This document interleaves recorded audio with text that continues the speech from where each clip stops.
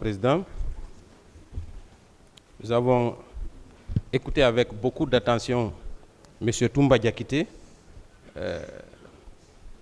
la semaine dernière et aujourd'hui. Je vais commencer par la première question.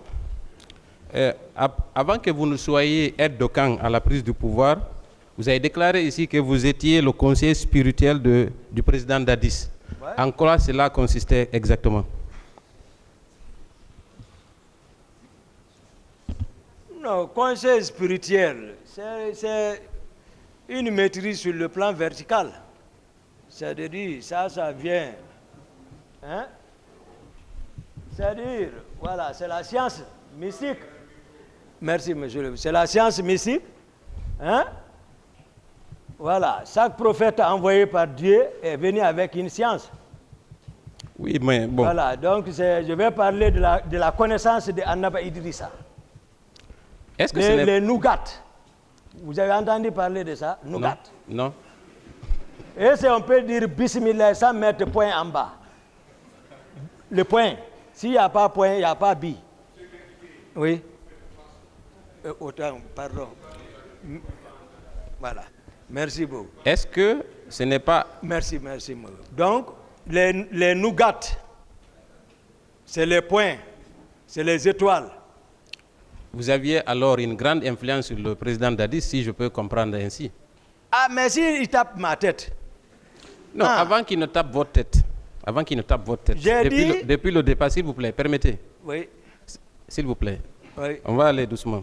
D'accord. Donc, si vous êtes son conseiller spirituel, oui. vous avez prédit son arrivée au pouvoir. Oui. Donc, cela signifie que vous aviez une très grande influence sur lui, oui ou non? Oui, sauf que j'ai dit je suis l'un. D'accord. L'un des, voilà, conseillers spirituels, j'ai été clair. Est-ce que ce n'est pas à cause de ça que vous étiez craint au niveau de l'armée? Mais c'est que...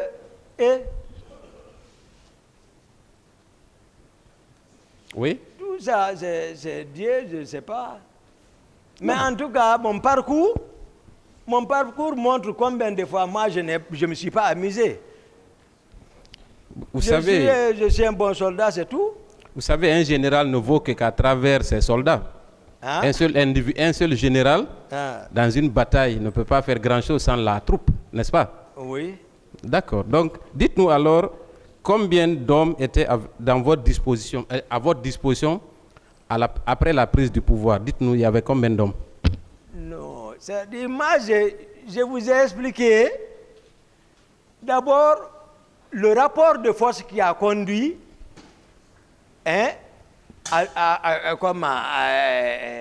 au président Moussa Dadis Camara au pouvoir. Ah, d'accord, merci. Voilà. Donc, ok. Merci, monsieur le président. Donc, comme je l'ai dit, j'étais au salon, pas plus d'une section, 32, au salon des présidents. Donc, on peut dire que 32 éléments étaient sous votre contrôle? Oui. Très bien. Alors, si ces 32 hommes étaient à votre disposition, ce qui signifie qu'ils recevaient directement des ordres de M. Toumba, n'est-ce pas? Oui. Donc, s'il faut aller quelque part, oui, vous avez le pouvoir de dire à ces 32 hommes de vous accompagner, oui ou non? Non, eux ne bougent pas. Eux, ils sont dans le salon du président. Eux ne bougent pas, c'est eux qui se relaient là-bas. Les 32 aussi ne restent pas, toujours, ils se reposent. Ils passent, c'est eux qui dorment là-bas, il y a un commandant du salon. Est-ce que vous comprenez? On n'abandonne pas un président. Non, moi je dis, si ces 32 hommes-là sont acquis à votre cause, cela signifie qu'ils sont sous votre autorité, oui ou non? Non, ceci-là, ce n'est pas pour me suivre. Moi, souvent, je vous ai dit, je bouge avec 6 hommes. D'accord. Là où je dors même, il y a une garde là-bas. Donc, vous avez 6 éléments à votre disposition, n'est-ce pas? Si on peut sentir ce que vous dites. J'ai à peu près chez moi un groupe. Un groupe qui veille sur moi. Vous avez dit ici que chaque chef militaire avait des éléments, étant donné votre importance au sein du dispositif auprès du président Dadis, n'est-ce pas? Donc, ce qui signifie que chacun d'entre vous avait la possibilité d'avoir presque une troupe, oui ou non? Ce que je t'explique maintenant, je dis, c'est moi, dans ma maison, là où je dors, j'ai dit, il y a un groupe là-bas. Je vous ai dit par qui ceux-ci sont commandés. Un groupe, c'est 12 ou 11, formé de 2 équipes. En sortant, je peux prendre une équipe. Une équipe, c'est 5 ou 6 hommes. Donc, supposons que vous soyez avec 6 éléments ou 5. Parce que vous avez, dans la narration des faits, avant même les événements du 28 septembre, vous avez indiqué qu'à la prise du pouvoir, qu'à chaque fois qu'il était question de maîtriser un commandant, c'est vous qui partiez. Comment vous faisiez? Parce que moi, je suis curieux de comprendre ça. Attendez. C'est une question? C'est que toi, tu ne peux pas faire. Faut pas. S'il vous plaît. Ok, merci. Vous avez été courtois depuis 2 jours, donc continuons sur cette lancée. Ok, je vais m'efforcer. Maître.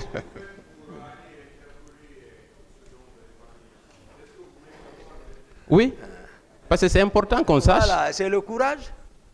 Écoutez, vous avez parlé d'un commandant. C'est le courage, et tu vas. C'est-à-dire, l'effectif ne sert à rien. Ah bon? Dans une opération. Hein. Ah bon? L'effectif, non. Le courage. Très bien. Du chef. Je crois que cette réponse est très importante. On en viendra après. Il n'y a pas de problème. Vous avez dit que vous n'aviez pas beaucoup d'éléments dans votre entourage. Vous n'aviez que 6 personnes, n'est-ce pas? Non, non, non. Des éléments qui vous sont fidèles. Non, ce n'est pas l'affaire des fidèles, ça. J'ai dit, j'ai 11 hommes chez moi. Ce n'est pas l'affaire de fidélité. Je n'ai pas dit de 6. J'ai dit, il y a 11 qui se relaient. Ça, là où je dors. Est-ce que ces 11-là vous sont fidèles? Vous étiez fidèles? Et fidèle, le chef. Ce n'est pas l'affaire de fidélité, c'est les ordres. Est-ce que ces 11-là étaient sous votre commandement? Non, ils ne sont pas fidèles trop parce que CC, il ressort dans l'audition de CC qu'il était à côté de moi pour m'espionner. Donc, où est la fidélité? Il ressort également que Jeannot a été tué parce qu'il n'a pas accompli sa mission. Ok. Et c'est Jeannot qui s'occupe des Moi, je voulais personnes. aussi poser une autre question, Non, si vous permettez. Si vous permettez. Oui. Vous avez dit qu'après les événements, ils ont commencé à arrêter des militaires. Est-ce que ces militaires-là relevaient de votre commandement directement? Est-ce que c'était parmi ces 11 dont vous parlez? Non, non, non. Non, non, non. Très bien. Non, non, non. Alors pourquoi vous avez effectué des démarches sachant que ces éléments n'étaient pas dans votre entourage proche? Vous êtes injusticié ou quoi? Les personnes que j'ai fait sortir là-bas. Oui. Non, moi je n'aime pas l'injustice. Je n'aime pas qu'on accuse quelqu'un. C'est-à-dire, voilà, le pouvoir c'est tout autre, maître. Maître, le pouvoir c'est tout autre. On peut sacrifier d'autres par la cruauté pour avoir l'obédience de certains. Non, ce que moi je ne comprends pas, si des éléments qui ne sont pas dans votre commandement sont arrêtés, est-ce que cela vous concerne? Oui, jusqu'à aller menacer le général Baldé. Voilà, ça me concerne parce que c'est moi qui ai été visé indirectement. Non, il ne peut pas vous viser indirectement à travers des éléments qui ne sont pas vos proches. Et ce n'est pas l'affaire des proches. Ah. Monsieur le Président, c'est une question? Non, c'est une question. Ah ouais.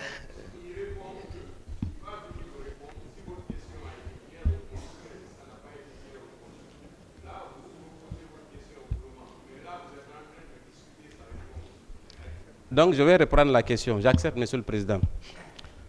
Je vous ai posé la question de savoir pourquoi, quand on arrête des militaires qui ne sont pas sous votre commandement, pourquoi vous intervenez pour les faire libérer?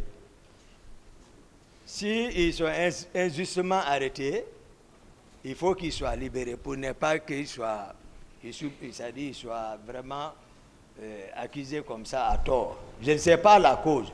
En principe, si je suis à côté du président comme aide de camp, je dois en être informé, dans les conditions normales. Est-ce qu'il n'est pas plus logique de dire que vous interveniez parce que ces éléments dont il est question relevaient de votre entourage direct? Non, non, non, c'est pas ça, maître. Très bien. Ne pensez pas comme ça, c'est pas ça. Très bien, je vais avancer. Ouais. Je vais venir maintenant à la planification des événements du 28 septembre. À partir de quand, à votre connaissance, la planification des massacres du 28 septembre a commencé? De votre expérience, étant donné que vous étiez dans le cercle restreint du pouvoir, à quel moment on peut situer la planification? Ça, c'est pas... Moi, je ne parle pas de planification dans ça. Moi, je parlerai de coïncidence. De coïncidence? Je vais vous expliquer. Oui.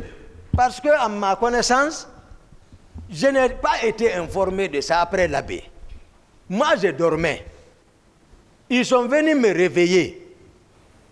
Ils m'ont informé, je suis assis dans mon lit. Je les ai dit, personne ne sort. Laissez la police et la gendarmerie, ils sont partis. Ils ont rencontré le président, il les a dit de m'appeler. Il m'a appelé. Ça, c'est dans les environs de 9h, 10h. Je me suis préparé, je suis venu à son rencontre. J'ai répondu. Si vous ai décrit. Si vous permettez. Oui. Est-ce que, à quel moment vous vous êtes rendu compte que la manifestation serait réprimée? À quel moment? C'est la question que j'ai voulu en fait poser. À quel moment vous vous êtes rendu compte? Quand je suis venu à répondre à l'appel du président. À la rentrée, c'est là-bas. Quand j'ai même fait les mêmes gestes voilà, dans quel état il se trouvait. Est-ce que vous n'aviez pas une autre possibilité, par exemple, d'informer le général Konaté de ce qui se tramait ou qui se préparait? Est-ce que vous l'avez appelé le général Konaté pour savoir quelle était sa position dans cette histoire? Non, moi, je ne relève pas du général Konaté. Mais je ne relève pas de lui. Vous ne relèvez pas de lui, voilà. Mais c'était la deuxième personnalité quand même, n'est-ce pas? Non. Moi, si le président, lui, commandant du régiment, je vous ai dit, lui-même, le général Konaté, lui, il n'a rien à voir avec le régiment. Je vous ai dit, le plan B qui s'est préparé, c'est ça. Le plan B, c'était quoi? C'était pour nous éliminer. Général Batou, même son décret était prêt pour faire chose comme gouverneur. Vous avez dit aussi avoir remarqué qu'au camp, il y avait des éléments qui avaient été amenés, qui seraient venus de Kalea. Est-ce que vous confirmez? J'ai vu. C'est pas... D'accord, peut-être ça peut être les synonymes. Remarquer, voir, peut-être c'est ça. Est-ce que vous en avez parlé au président Dadis directement? C'est-à-dire, je veux que vous compreniez dans quel contexte nous étions. Il y a ses proches. Même que c'est toi qui vas parler là-bas qu'il va écouter. Ceux qui ont accès. C'est avec eux qui discutent tout. C'est aussi au vu de tout le monde. S'il les envoie à l'enceinte de la présidente, il est prêt. Moi, je suis venu pour les vider. Ils sont venus dire que c'est le président qui a dit de les envoyer. Je vous ai dit la fois dernière, même le commandant de 36, Jure, m'a appelé à 2h du matin pour m'informer de l'appel du président de s'apprêter à recevoir un groupe là-bas. Marcel s'apprêtait également à descendre à Koundara pour rester là-bas comme commandant avec d'autres groupes. Je vous ai expliqué tout ça ici. Est-ce que ces hommes étaient directement sous le commandement du président Moussa Dadis Camara? Oui. Très bien. Et quel est le rôle que Marcel a joué à travers la présence de ces recrues au camp? Quel était son rôle? Est-ce que c'était lui qui coordonnait la présence de ces recrues? Non. Marcel ne coordonnait pas ceci. Ceux qui coordonnent ceci, je vous ai dit, tous ceux qui sont infiltrés, avant même tout de ce matin, avant de prendre la parole, je vous ai donné les noms. J'ai dit par rapport au cas de Kalea, occupez-vous de ceci. Le matin là, j'ai clôturé Kalea par des noms. Marcel, je vous ai dit, moi je n'accuse pas. Ce que l'intéressé n'a pas fait, je ne le dirai pas. Marcel a un groupe. Il peut aussi recevoir l'ordre avec le président là-bas, parce que je les ai laissés là-bas, mais il est sorti avec un groupe. Voilà. C'est lui qui sait. Est-ce que Marcel était présent au moment de la remise des armes aux recrues qui étaient venus au camp? Non, c'est pour encore vous faire, voilà, pour vous montrer, Marcel n'était pas présent. Qui était présent parmi l'entourage du président? Il y a beaucoup de figures dans ça. Mais c'est bon, je pense que c'est l'occasion d'en parler. Non, c'est-à-dire, moi je connais les ordonnateurs, les personnes auxquelles ils relèvent. C'est-à-dire, par exemple, Makambo, par exemple, Georges, par exemple, Théodore. Mais qui est Georges? Où il est actuellement? C'est un gendarme, c'est un colonel, certainement il doit être à l'intérieur du pays. Oui, certainement il sert là-bas. Mais il n'a qu'à venir passer ça. Théodore doit être à l'état-major ici, je crois, de la gendarmerie. Il n'a qu'à répondre. C'est les ordonnateurs, ça. Marcel, je vous ai dit depuis, j'ai dit Kaléa, même Pivi, Marcel, j'ai dit non.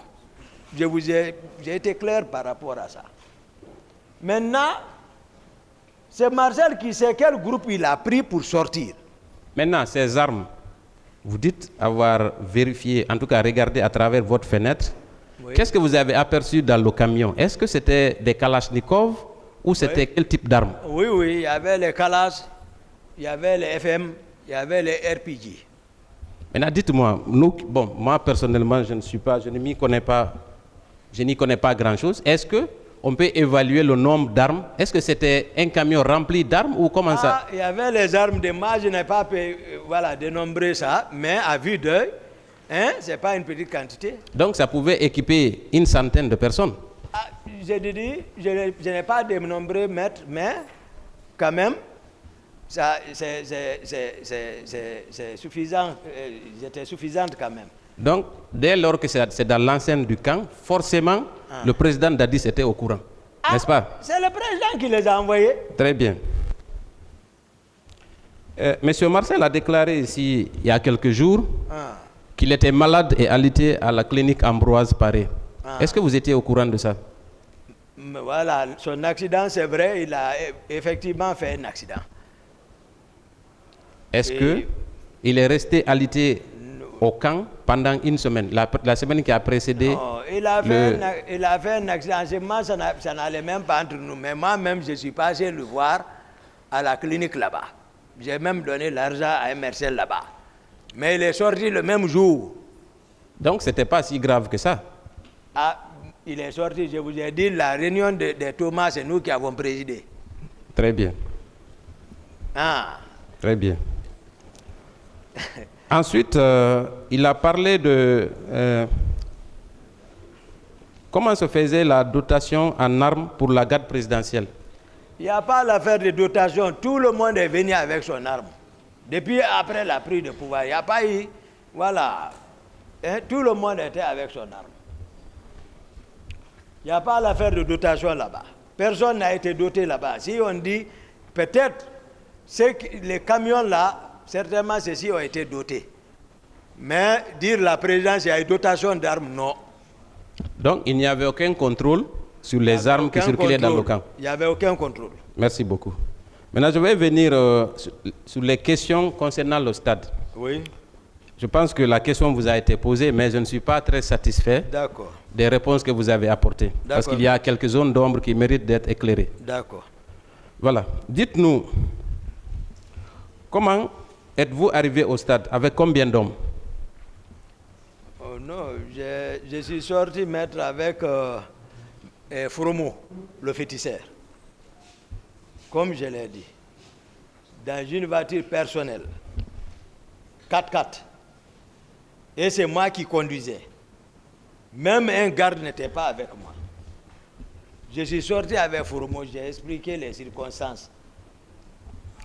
J'ai compris les circonstances. Maintenant, est-ce que quand vous êtes arrivé sur l'esplanade du stade, est-ce que vous n'avez pas contacté un chef hiérarchique ou en tout cas quelqu'un de l'entourage du président Dadis pour savoir est-ce qu'il était au stade? Parce que votre arrivée là-bas, c'était pour vérifier s'il était au stade et peut-être le ramener au camp. Est-ce que vous n'avez pas contacté quelqu'un pour savoir s'il était effectivement au stade? Si je n'ai pas contacté... Quelqu'un, oui? Non, c'est que d'habitude, quand Dadis sort, c'est qu'il est sorti. Moi-même, je vais comme à sa recherche. Plusieurs fois, je vous ai expliqué ça, maître. Plusieurs fois. C'est-à-dire, le protocole n'est pas respecté. Moi-même, c'est moi qui m'efforce. Parfois, je sors, je le cherche, je ne le retrouve pas. Maintenant, quand vous êtes arrivé au stade, Voilà. à quel moment vous vous êtes rendu compte qu'il n'était pas au stade? S'il vous plaît. Oui. Voilà, il est 14 h. Voilà. On va prendre une pause. L'audience.